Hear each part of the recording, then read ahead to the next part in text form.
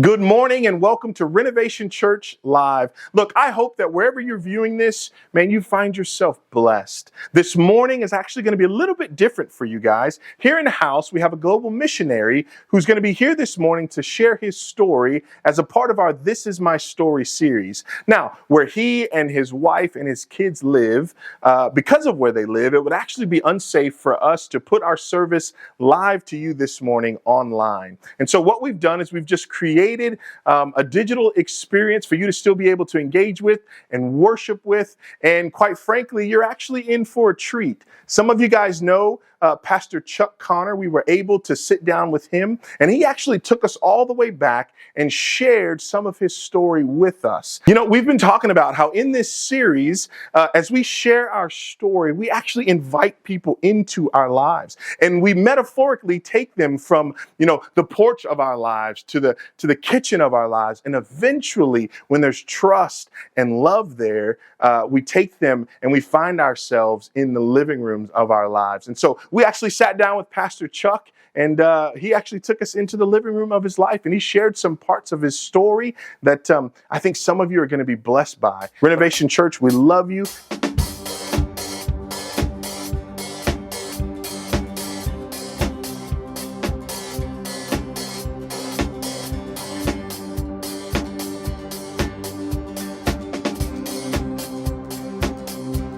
Good morning, everyone. We're glad that you made it here. Those of you online, we're glad that you've joined us. We're going to sing and worship. Invite you to stand. Whether you're here or grab a seat, if you don't have a seat yet, and then stand. Let's lift our voices to the Lord this morning together. Here we go. Who breaks the power of sin and darkness, whose love is mighty, it's so much stronger. The King of glory, the King above all kings, who shakes the whole earth with holy thunder, who leaves us breathless in awe and wonder. The King of glory, the King above all kings. This is amazing grace. This is unfailing love. That you would take my place, that you would bear my cross. You laid down your life, that I would be set free. Oh, Jesus, I sing for all that you've done for me.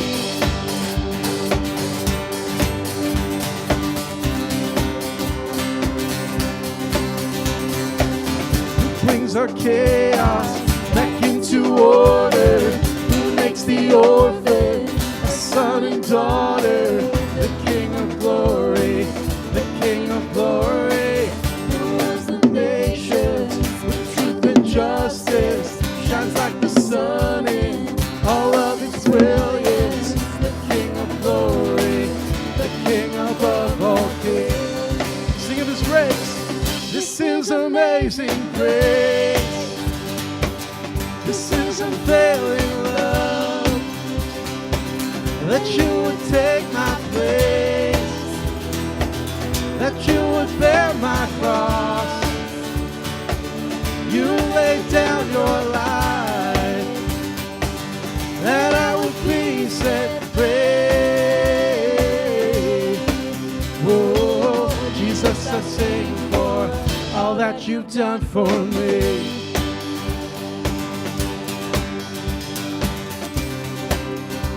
Now we lift up his name and sing that he's worthy. Worthy is the Lamb who was slain. Worthy is the King who conquered the grave. Worthy is the Lamb who was slain. Worthy is the King who conquered the grave. Worthy is the Lamb who was slain. Worthy is the King who conquered the grave. Worthy is the Lamb who was slain. Worthy, worthy, worthy. This is a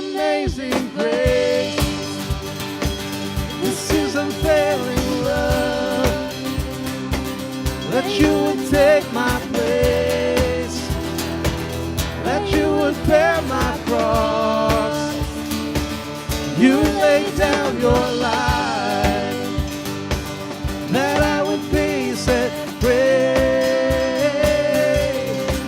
Oh, Jesus, I sing for all that you've done for me. Well, we're glad you're here.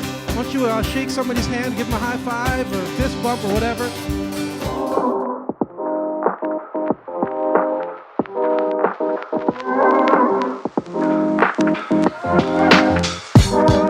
Hi, my name is Kim, and welcome to Renovation Church. We're so glad that you've chosen to worship with us today.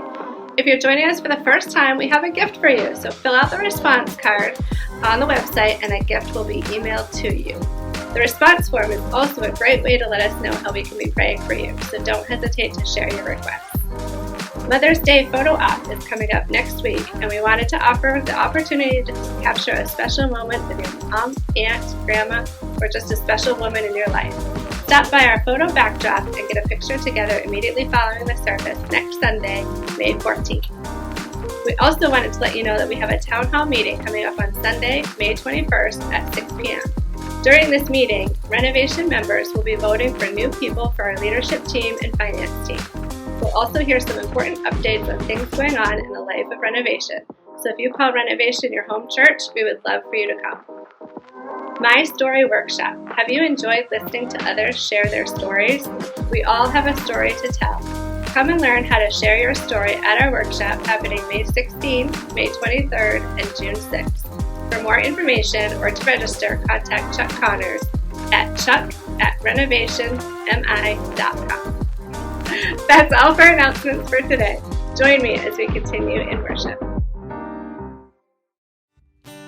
you all stand and continue worshiping with me this morning? Sing this with me. I was buried beneath my shame. I was buried beneath my shame. Who could carry that kind of weight? It was my turn till I met you. I was breathing but not alive.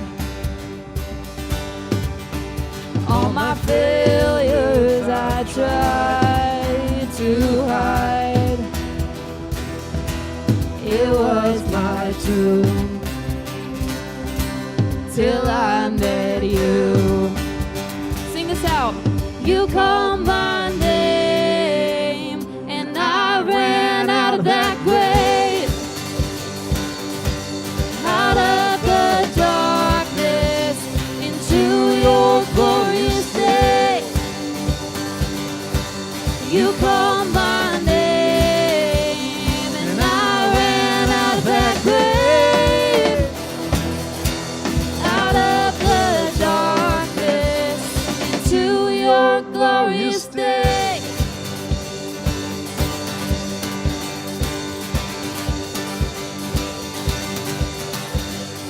Mercy has saved my soul. Now your freedom is all that I know. The old name knew Jesus when I met you. You called my name and I ran out of that grave, out of the darkness into your glorious day.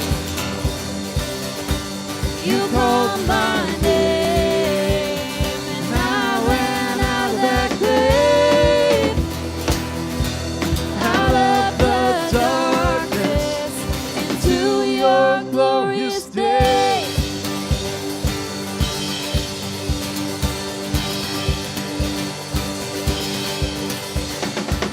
I needed rescue, my sin was heavy. The chains break at the weight of your glory. I I needed shelter, I was an orphan. Now you call me a citizen of heaven. When I was broken, you were my healing. Now your love is the air that I'm breathing. I have a future, my eyes are open. 'Cause when you call my name, I ran out of that grave. Out of the darkness into your glorious day. You called my name, and I ran out of that grave. Out of the darkness into your glorious day.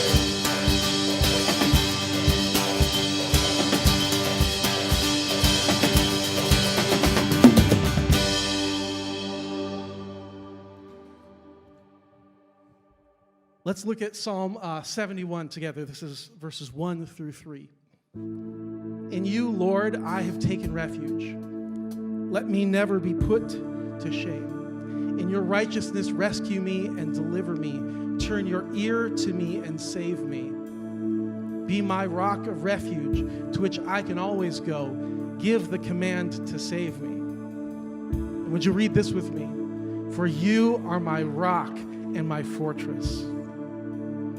There's this recurring theme throughout Scripture of God being a rock, of being solid and immovable and unaffected by the things around him. And unlike the rocks of this world that are affected by erosion and wind, that doesn't change over time, right? His unique nature of being solid and steadfast when this was written a long time ago is the same today. It's not changed. And we can have faith in that and security and reassurance in that fact. And in the New Testament, Matthew chapter 7, Jesus speaks of a man that built his house on the rock and how that was unaffected by the wind and the rain. And not only was it just the rock that stood firm during the storm, but the house that was built on it also stood firm. And we pray that as we continue to worship, that might be evident to us this morning, that you would be open in your heart and your spirit to God's unshakable and unchangeable nature as we continue to lift up his name.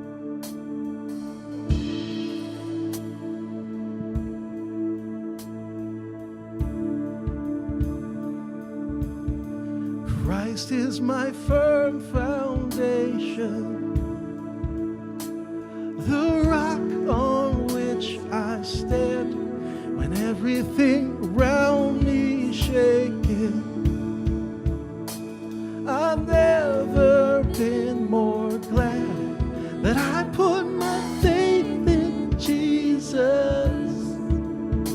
'cause he's never let me down.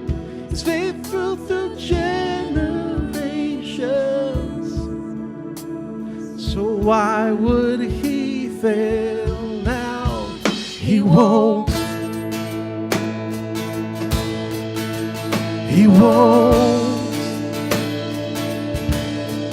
I've still got joy in chaos. I've got peace that makes no sense. So I won't be going under.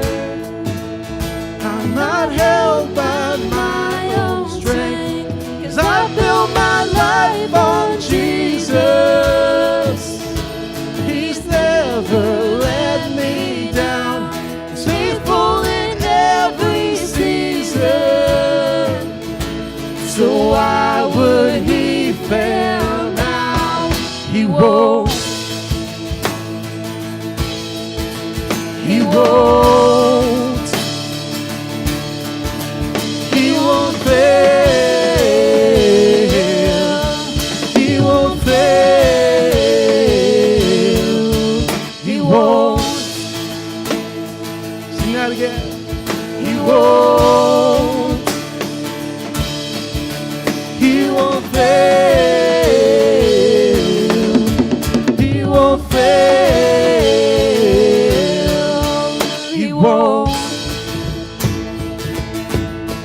Christ is my firm foundation, the rock on which I stand when everything around me's shaking.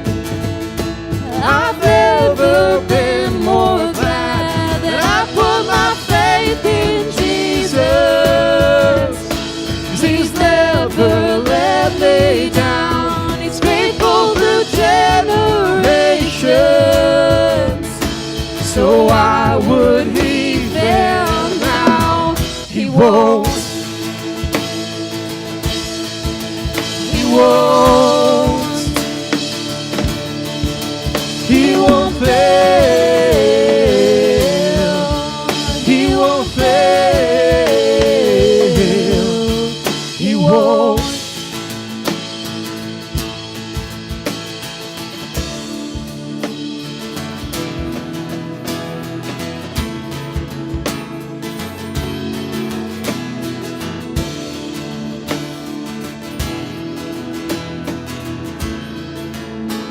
Remember, He's unaffected. Rain came, wind blew, my house was built on You. I'm safe with You, and I'm gonna make it through. Rain came, wind blew, my house was built on You. I'm safe with You, I'm gonna make it through. Rain came, wind blew, my house was built on You. I'm safe with You, and I'm gonna make it through. Sing it again. Rain came, wind blew, my house is built on You. I'm safe with You, and I'm gonna make it through. I'm gonna make it through, 'cause I'm standing strong on You. I'm gonna make it through. My house is built on You. I'm gonna make it through, 'cause I'm standing strong on You. I'm gonna make it through, 'cause my house is built on You. Christ is my firm foundation, the rock on which I stand when everything around me is shaking. I've never been more glad that I put my faith in Jesus. 'Cause He's never let me down. He's faithful through generations. So why would He fail now? He won't. He won't. He won't fail. He won't fail. He won't. He won't. He won't fail. He won't fail. He won't. He won't. He won't fail. He won't fail. He won't. 'Cause Jesus paid it all to Him I owe. Sin had left a crimson stain. He washed it white.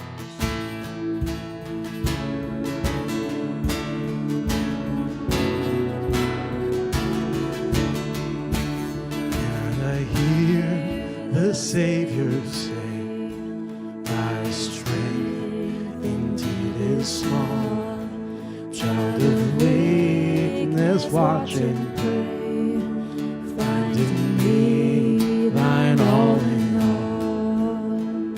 Is Jesus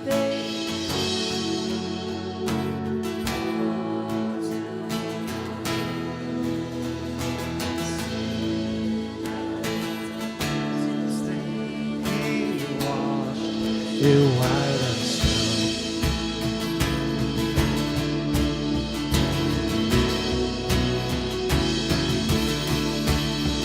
For now, indeed, I find thy power and thine alone can change the leper's spots and melt the heart of stone. Jesus paid it all to him I owe. Sin hath left a crimson stain, he washed still white as snow.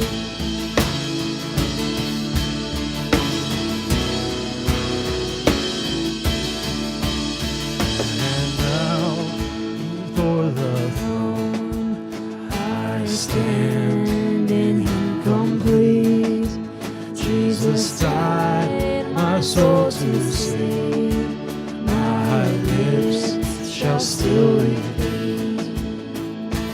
Jesus paid it all to him I owe. Sin had left a crimson stain, he washed it white as snow. Sin had left a crimson stain, he washed it white as snow. He washed it white as snow. He washed it white as snow.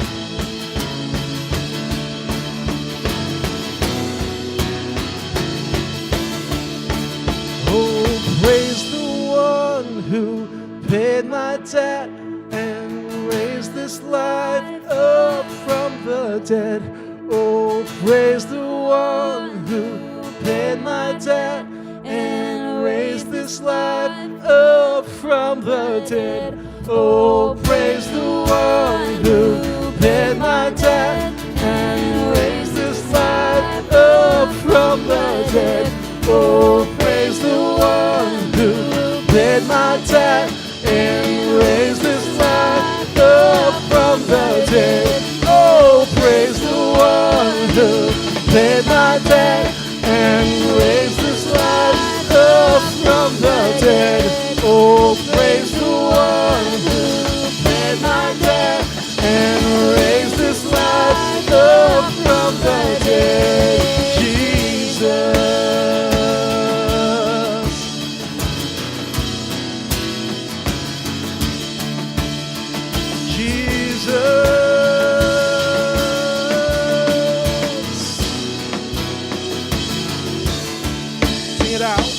Jesus paid it all to him I owe. Sin had left a crimson stain, he washed it white as snow. Lord, we come before you,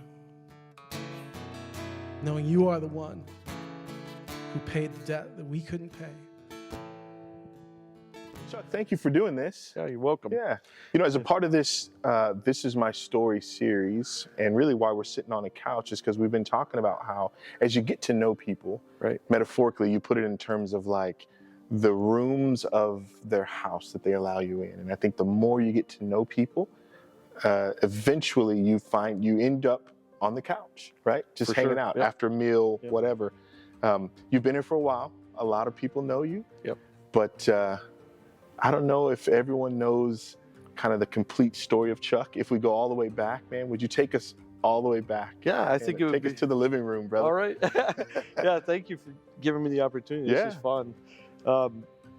So yeah, a lot of people don't know my story. I think some people do, but I'm going to go way back, all right, if you don't mind.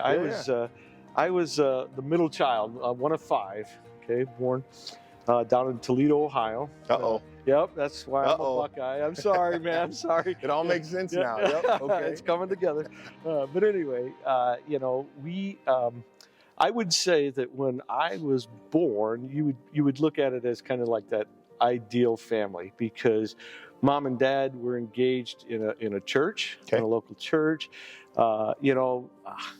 I don't know, mom was the den mother, dad was the scout leader kind of thing. And I think people would have looked on and said, hey, there's a nice suburban family. Everything's going well. And I think things were going well until there was this incident in my family where my dad was asked to take his job from Toledo, Ohio to Atlanta, Georgia. Okay. And to me, I would say that was the beginnings of the crumblings of our family. We got down there, and all of a sudden, to them, God no longer became important. Keep in mind, I'm only 5 years old. All right, so I don't. Other than I know there's a God out there. I don't. Yeah, no, you're young. But no more church involvement. Okay. It just stopped, which was kind of, when I reflect back on it, I was, that's kind of weird, but it did. And what happened is my mom and my dad started getting into more and more social drinking. Okay. And the social drinking then turned into nightly drinking. The nightly drinking turned into a lot of really, really tough, volatile times in our house where, fights would break out. And they were the kind of fights that, as a kid, I remember literally just running in my bedroom, sticking my head under a pillow and saying, make this all go away. They were fighting with each other. They were fighting, and it got physical. Okay. Yep. Fortunately for me, I was never in it, right? I was a kid, but as a kid, it's terrifying to watch your parents go at each other, right? And my dad was raised never to raise a hand to a woman, right? But my mom, I would call her Jekyll and Hyde, because when she would get alcohol in her, she got violent, and she would almost go into attack mode to my dad. And so his was more trying to defend himself. But as kids, you're just watching this happen in your family and go, wow, things are falling apart. It's pretty scary, actually. Yeah, absolutely. So my mom was one of the youngest of 8 children in her family. All of them lived in the Toledo area, and she said to my dad, "We have to go back to Toledo. I can't take this Georgia life. I can't be away from my family." And so my dad, who had a really decent white collar job, went back to Toledo and couldn't get his job back with Owens, Illinois, is who he worked for. They said, "No, man, we set you up to go down there. Yeah. You can't have your job back here." And so we went from, I would say, a really comfortable lifestyle to a really tough lifestyle when it comes to finances. At first, we moved into my uncle's house. My uncle had 8 people in his family. He had his own children, he had his wife, and he had 2 adopted sons. By that time now, we have 5 children in our family. My grandmother, who was always in tow, and my dad. So all of those, how many is that? He had 8 in his house before you got there. That's right. I thought you were saying, now made 8. No, man, we were huge. It was an old farmhouse. Yeah. And the cool thing is you had a cousin. Everybody had a cousin their own age, right? Yeah. Right, of our 5, right? But, you're in this, and my dad all of a sudden is looking for work. I mean, and he's working in a lot of blue collar situations that didn't even fit him, but it was whatever he could do to bring some bread on the table. Well, eventually we had enough money to get out on our own, but we moved into a neighborhood, and I'm in 3rd grade right now, okay? And I'm keenly aware that we're the only ones that live in this neighborhood that rent their house, okay? Everybody else is homeowners, right? I'm keenly aware that we're the poorest family in the neighborhood. It was obvious, my hair was shabby, my clothes were shabby. When you go to school, the kids look a little bit better than you. You just know what's going on. And what happened though at that time, Petrosky, is that the fighting in my family just intensified. My mom, who had had 5 children at this point, felt that she was overweight and she needed to go see a diet doctor, and she did. Now, we don't think about it today like this because nowadays there's all these my charts and all this, and they'd be able to figure this out. But back then, doctors kind of did their own thing independent.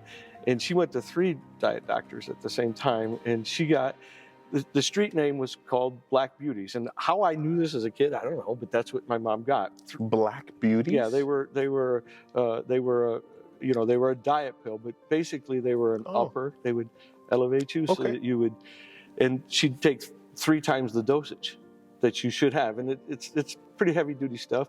And then she would drink alcohol on top of it. So you know, alcohol is a downer. This is an upper. Yeah. Those 2 things inside of a body cause the Jekyll and Hyde effect a lot. And so as the alcoholism in my family increased, the fighting increased, but something then started to happen. Mom and Dad would go out to the bars a lot. It was no longer just drinking home. We're going to go at the bars. And one thing that I could always count on is when payday came, my dad got paid every 2 weeks, they would get the check, go to the bar, and be out till they closed the bar. They would come home, and the fighting would erupt. I mean, it was very predictable, you know. And it was embarrassing because you always wondered if, like, the neighbors heard what was going on in the house and all that. Well, it got to the point where my mom started going to the bars by herself, and you can probably write the rest of the story now, right? She meets a guy, and doesn't come home. And I remember waking up the next morning thinking, well, Mom will be here now. She wasn't.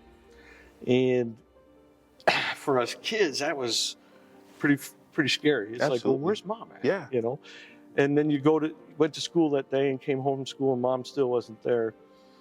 And as it turned out, my mom had met a guy, and you're going to like this name, okay? His name was Jim Jones. I kid you not, all right? Jim Jones. Yes, yeah. Not the one. I was going to say, to be. Yeah. So Jim Jones was everything that my dad wasn't. Got it. All right? Yep. So he was an ex-Marine. He was an ex-semi-pro football player. And he was, now you're going to think I'm making this part up too, but he was a full-time criminal. That was his job. That was his job. He never had it. And once he got out of the Marines, he never had a job after that. He was always just ripping people off. Really? Yeah. And he met my mom, and we didn't know this at the time because my mom disappeared out of our life for a year. Just gone. She abandoned us. And, you know, even to this day, and I deal with some things about abandonment because it's weird to be, you know. Yeah, it gets seated in there. Fourth grade and your mom doesn't come home. You know? So my dad just did his best to raise us by, you know, on his own. And I had an older sister, and she kind of stepped in a little bit and helped with things. But we had no contact from our mom for a year. And we started to learn to do life like that. The house got more peaceful because there was not all the fights, but it was also like, it was kind of like a family secret. Like, I never told any of my friends that my mom wasn't there. It just, I don't know, it felt embarrassing to me that she wasn't. And we're all eating dinner one night, and this is like a year later, and my mom walks in the back door. My mom doesn't look like the mom that I knew that when she left. She was wearing a mini skirt, her hair all done, high boots, and lots of makeup. And I was the first one to see her because just the way she entered the house. And I remember distinctly her going, well, act like you've never seen your mother before. I thought to myself, well, it has been a bit. Yeah, you know. Yeah. And so had you not seen her since she left? No. Really? Nobody knew where she was at. Really? Right. Yeah. Her and Jim Jones, we found out later, were traveling together around the country and ended up down in Texas for a while. And back, you know, she apparently wanted to come see her kids, and so she came back. And a fight ensued that night. She started it, and 3 of us children called the police. And the police showed up. And it's one thing to see your mom just get up and leave, but it's another thing to see your mom being taken out in handcuffs. Yeah. Right? Yeah. And my dad, because of his religious upbringing, didn't believe in divorce. He just thought we should try to work this out. So he went and bailed my mom out of jail. Went down there and talked to her, bailed her out of jail. My mom came to live with us. This is the part of the story I don't understand. She then, about 4 days later, kicked my dad out of the house. I don't even know how you do that, but I know it happened. Yeah. And I know her boyfriend moved in with us. And that was, again, it's kind of a whirlwind thing of what is going on in my family. And who's this guy? He's been living with my mom for a year, but we don't know him. But you don't know him, yeah. So my dad then was forced to go into divorce court, right? He fought for custody of us children. And this was over a period of months, and he won. And it would be kind of a cool story if it kind of ended there and then we went and lived with Dad, but that's not what happened. Yeah. What happened was the day before my dad was to come and pick up us children, a U-Haul truck pulled up around 2 o'clock in the morning outside of our house. And we were waking up out of bed, and my mom says, "You have 30 minutes to gather your belongings, and we're going to leave. Here's a garbage bag." So as a kid, I had to figure out, okay, what do I throw in this garbage bag that I'm going to take with me? Yeah. Kind of thing. And, you have your collectible stuff too as a kid, but all that had to stay. Everything was gone. And we jumped in a truck in the middle of the night, and we just started driving. Nobody knew where we were going, okay? And as it turned out, we went on about a 2-year journey started in Indiana, went down to Texas, went to Las Vegas, Nevada, back to Texas, and eventually back to Ohio. But before we got there, I will say that I learned at that time how to be a criminal. Because, a lot of times in the church we talk about discipling people, right? Well, I was a young disciple of a criminal. Yeah, he was influencing you. Not only influencing me, he was like engaging me in his activity. Because like for us, it was and I justified it as a young man in my head because I was like, well, we don't have anything to eat. Yeah. We're going to have to go steal today to eat. And I don't know, it's kind of a Robin Hood mentality, but I felt, hey, I have to do this. I have to, because our family's not going to eat if we don't. So I learned how to break and enter and a number of other things to try to help provide for our family. And, I look back on it now and I go, I know that was wrong, but at the time I didn't feel guilty for it because I just felt like I got to do this. I had some younger sisters and I felt need to protect them. Here was the big difference between my dad and Jim Jones. Jim wasn't raised that you don't raise your hand to a woman. And when my mom continued with her alcoholism and her drug abuse, they would get into fights that were really super physical. And he would beat her up. And there were 2 occasions where my older sister and myself took my mom to the hospital. You lied to him at the hospital about what happened but you needed to get her help. And they always seemed to make up and everything was good. But we just kept moving. We literally were on the lam from the police. We're just always trying to stay one step ahead because they were writing bad checks. They were stealing. They were, I don't even know everything that they were involved with, right?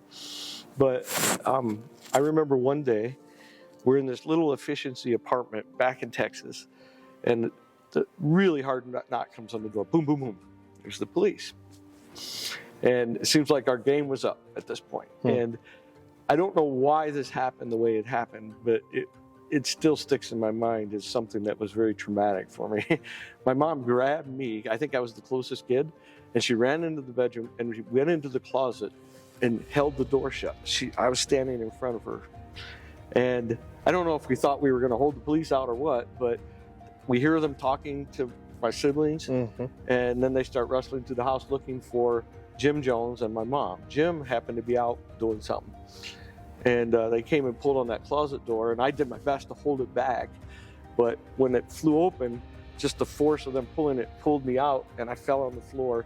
And they immediately put their knee on my back and handcuffed me because they thought I was Jim Jones. Yeah. I was growing up to be enough of a teen that, hey, someone out of a dark closet, you know who it is. Yeah. But they figured it out quick, and got me out of handcuffs, but took my mom and took her away. Myself and my older sister said, what do we do now? We don't know what to do. How old are you at this time? I'm about 15. Yeah. Okay. And I'm, you know, my sister's a year and a half older than me, and we're like, what do we do? Well, the police, when they left the apartment, gave us a card. It had a number on it. We called it. And before we knew it, there was a van that showed up, and we went to a children's home. And again, it was a fairly traumatic thing. You go in, you know, they wash your hair with lice stuff, and all of a sudden you're in a bedroom with, you know, 12 other people. I mean, it was pretty scary. Yep. Imagine. and didn't know what would happen, but you know, as soon as Jim found out, you know, there was, you know, we're not his kids. I mean, he just took off. Right? Mm-hmm. So we start living at this children's home, and I'm thinking sooner or later my dad's going to hear about where we're at and come and get us, you know, figure it out. But we're in this children's home for like 3 months, and in those 3 months, I was just thinking, well, this must be what we're going to do now until I'm 18. I don't know, and we get an overhead speaker thing that says, "Connor's kid, get your belongings. It's time to go." And I thought, oh, for sure my dad's out in the lobby, right? No, my mom was. She had charges on her across about 10 states, but none of them were strong enough that they wanted to extradite her. Oh, yeah. And so actually it was a church group that she met in the prison, or the jail, local jail, that set her up with a house in Denton, Texas. You know Denton? I do know Denton. Yeah. I know Denton well. Yeah. And I thought, oh, this is good. Okay, we're going to get a fresh start, you know? So we get out, they got us some furniture. We got this, what I thought was a nice house in a nice neighborhood. And about 2 weeks later, Jim moved back in, you know? All right. So everything just started over. The cycle just started over that was once there. And it's hard for me to remember. I try really hard sometimes to remember how we got from there to Toledo, but that part of my story I just don't remember. But I remember at one point my mom and Jim broke up, and we found our way back to Toledo. I don't even know how. I don't even think we had a vehicle, so I'm not even sure how that happened, but we got there. And at that point I was very curious about my dad, and I wondered, where's he at these days and what's he doing? And I wonder if he'd ever have me back. I wonder if he'd ever have us back.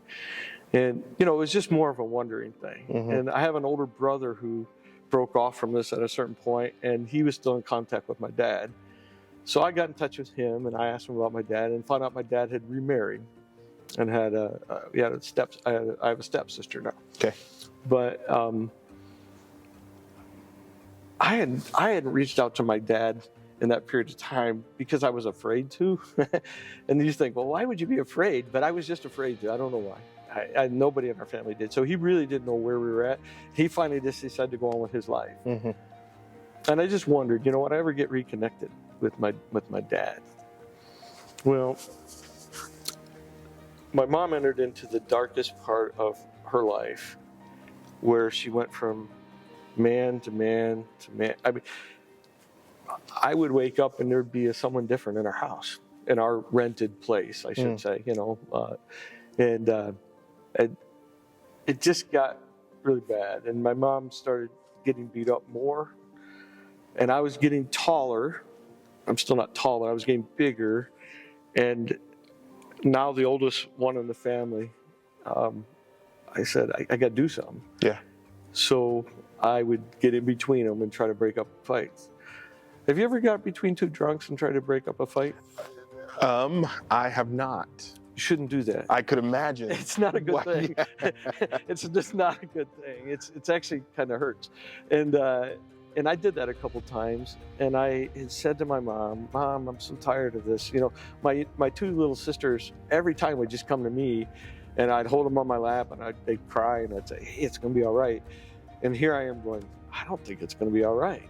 I am saying it's going to be all right, but I don't think this is going to be all right.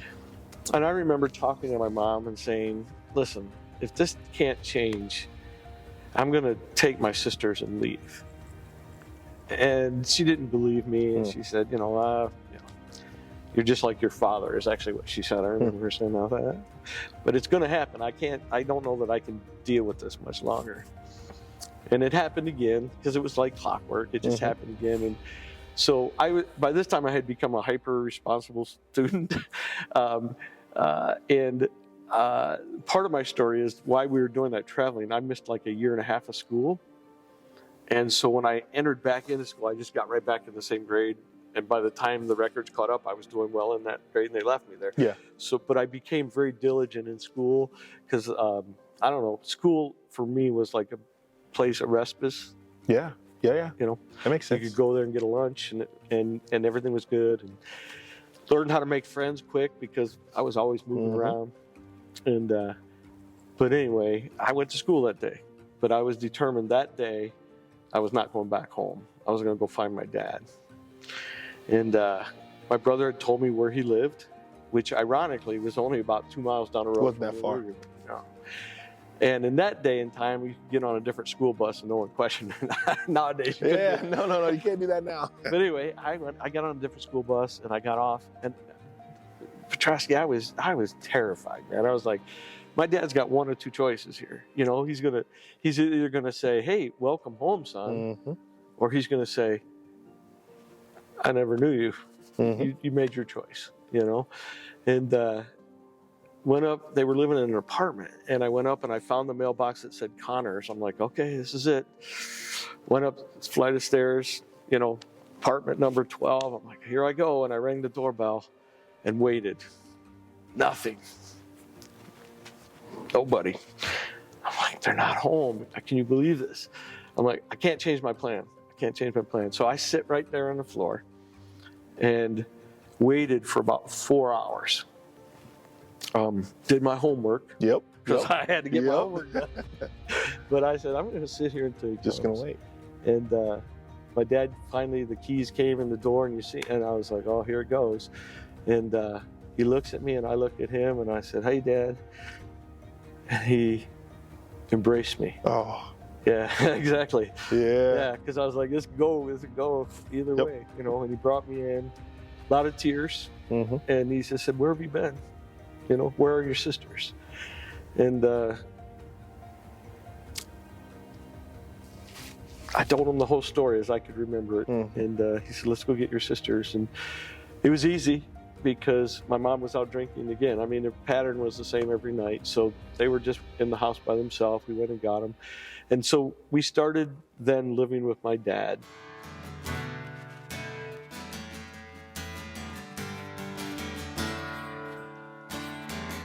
I'll never be more loved than I am right now. Wasn't holding you up, so there's nothing I can do to lay you down. It doesn't take a trophy to make you proud. I'll never be more loved than I am right now.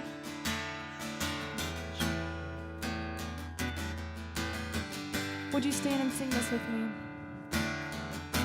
We're going through a storm, but I won't go down. I hear your voice carried in the rhythm of the wind to call me out. You would cross an ocean so I wouldn't drown. You've never been closer than you are right now. Sing this out. Jireh, you are enough. Jireh, you are enough. And I will be content in every circumstance. You are Jireh, you are enough. Forever enough, always enough. You are more than enough. Forever enough, always enough. You are more than enough. I don't want to forget how I feel right now on the mountaintop. I can see so clear what it's all about. Stay by my side when the sun goes down.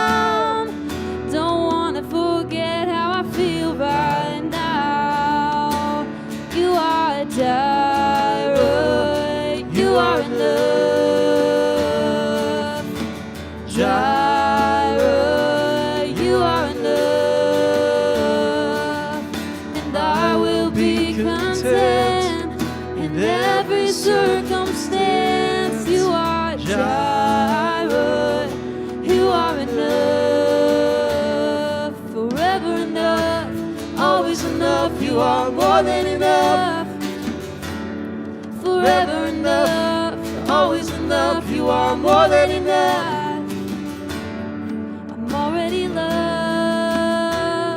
I'm already chosen.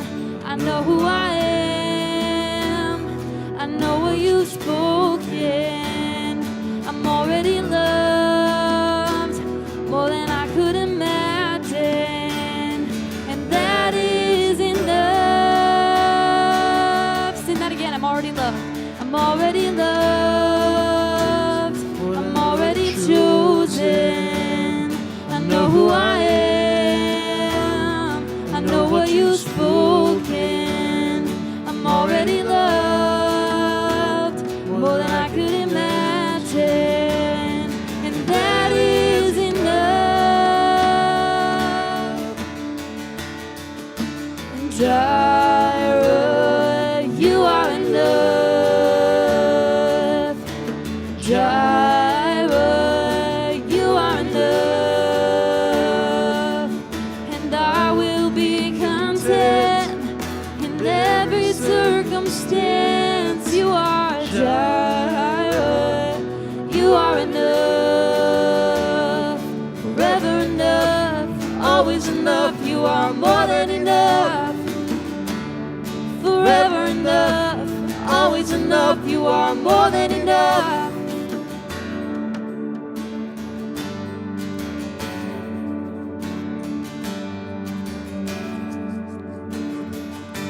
If he dresses the lilies with beauty and splendor, how much more will he clothe you? How much more will he clothe you? If he watches over every sparrow, how much more does he love you? How much more does he love you? If he dresses the lilies with beauty and splendor, how much more will he clothe you? How much more will he clothe you? If he watches over every sparrow, how much more does he love you?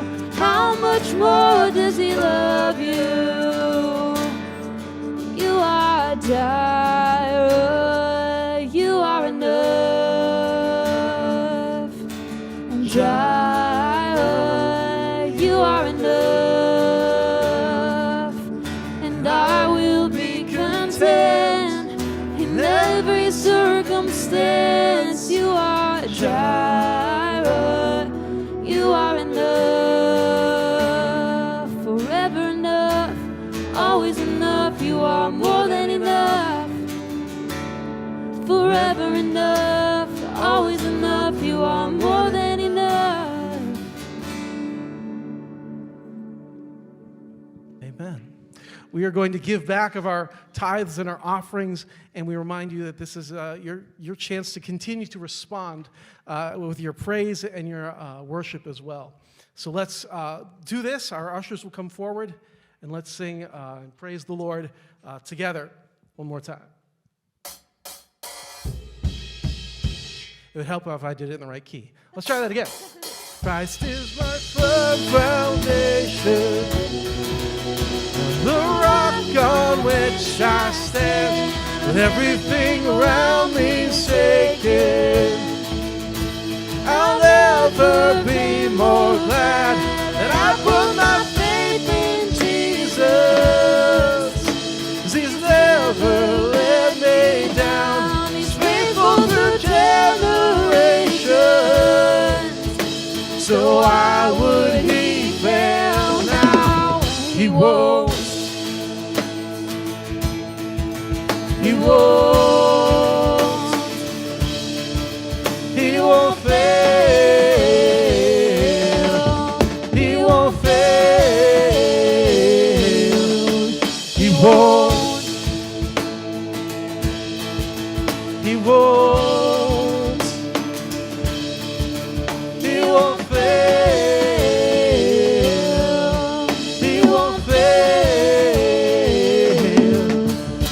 won't.